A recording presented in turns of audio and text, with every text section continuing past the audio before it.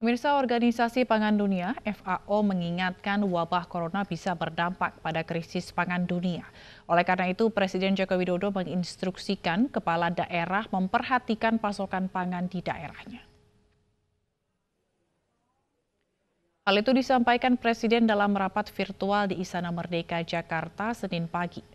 Presiden Jokowi meminta Kementerian Dalam Negeri dan kepala daerah tingkat 1 maupun 2 untuk menjaga ketersediaan bahan pokok, melakukan perkiraan dan perencanaan guna mengantisipasi kelangkaan barang dan menjaga stabilitas harga.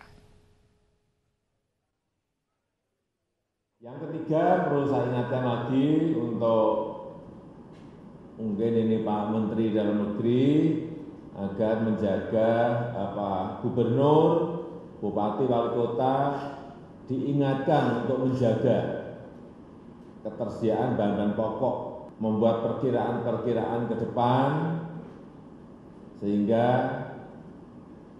kita bisa memastikan tidak terjadi kelangkaan bahan pokok dan harga yang masih terjangkau. Dan juga ini peringatan dari FAO agar betul-betul kita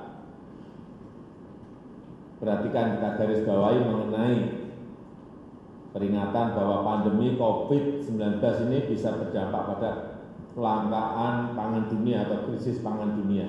Ini betul-betul harus kita pastikan.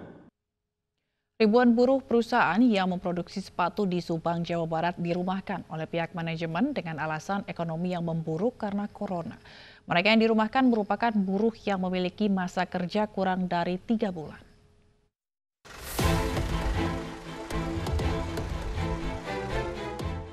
.500 buruh perusahaan Taekwang terpaksa dirumahkan oleh pihak perusahaan. Perusahaan asal Korea Selatan yang memproduksi sepatu ini merumahkan pegawainya dengan alasan turunnya produksi akibat pandemi virus corona. Mereka yang dirumahkan merupakan buruh yang memiliki masa kerja kurang dari 3 bulan atau masih dalam masa percobaan.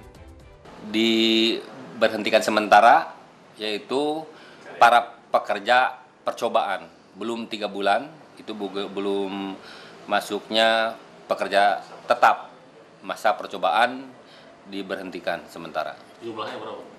Kurang lebih 1.500 mungkin. Perusahaan berjanji akan mempekerjakan kembali para buruh yang dirumahkan saat ekonomi membaik dan produksi kembali normal. Dari Subang, Jawa Barat, Yudi Heriawan, iNews melaporkan. Pemirsa, pandemi corona membuat lebih dari 1 juta pekerja di Indonesia terdampak. Mereka yang bekerja di sektor formal terpaksa dirumahkan bahkan di PHK. Pekerja sektor informal pun ikut menanggung dampak pandemi corona. Dan menurut data Kementerian Ketenagakerjaan Republik Indonesia, ada total 1,5 juta pekerja di Indonesia yang terdampak pandemi corona. Dari jumlah ini, sebanyak lebih dari 1 juta pekerja sektor informal terpaksa dirumahkan. Sementara 160.000 lebih lainnya di PHK. Tidak hanya pekerja sektor formal, pekerja sektor informal juga menanggung dampaknya. Ada lebih dari 265.000 pekerja sektor informal yang merasakan pahitnya ekonomi yang memburuk akibat corona. Sementara itu, khusus di ibu kota saja ada lebih dari 162.000 pekerja yang terdampak pandemi corona di lebih dari 18.000 perusahaan. 81,4% atau lebih dari 132.000 pekerja dirumahkan. Sementara 18,6% sisanya atau lebih dari 30.000 pekerja di PHK. Data ini dirilis oleh Dinas Tenaga Kerja dan Transmigrasi DKI Jakarta pada 4 April 2020. Pemirsa, wabah corona bukanlah penghalang untuk terus meningkatkan kualitas ibadah.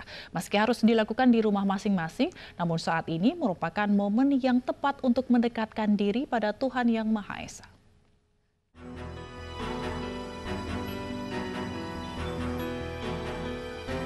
Pandemi corona yang kini masih berlangsung di tanah air membuat aktivitas masyarakat terhambat. Dalam keadaan darurat serta menekan penyebaran COVID-19, umat beragama di Indonesia diminta untuk beribadah di rumah masing-masing.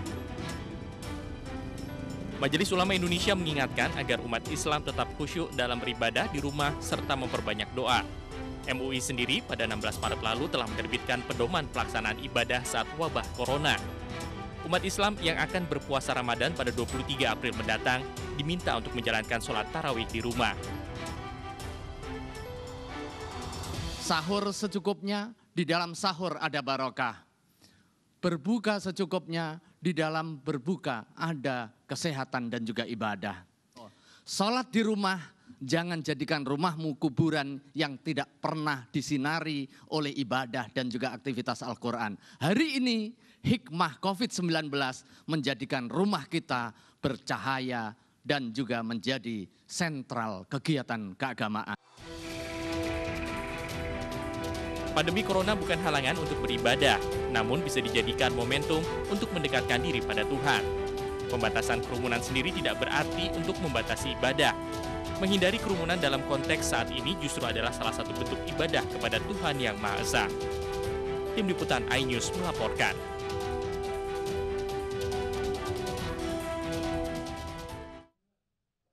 Umat Islam saat ini tengah menyongsong kedatangan bulan suci Ramadan. Namun pelaksanaan ibadah di bulan puasa ini akan berbeda seiring dengan merebaknya virus corona.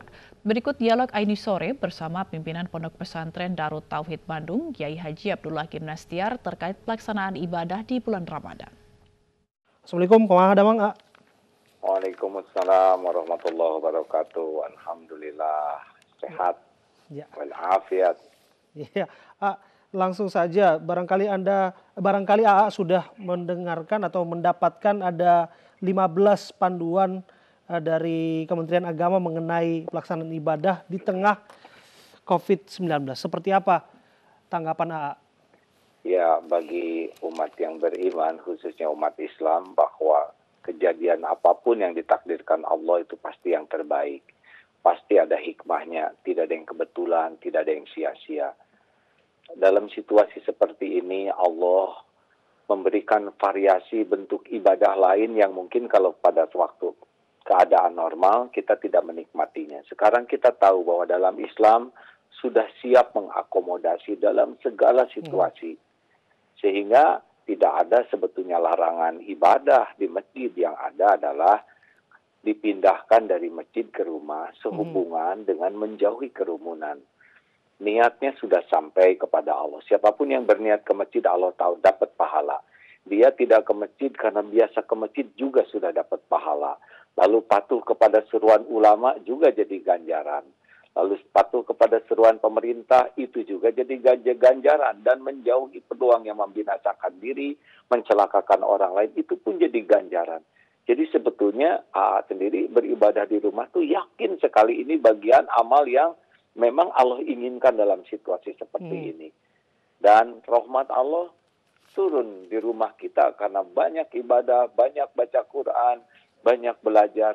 Allah menginginkan rumah kita tuh penuh cahaya, penuh dengan berkah. Jadi nikmati situasi ini tanpa keraguan untuk bisa ibadah tarawih di rumah, baca Quran di rumah yang banyak, dan silaturahim di rumah serta bertukar ilmu yang banyak. Akan banyak hikmah yang besar.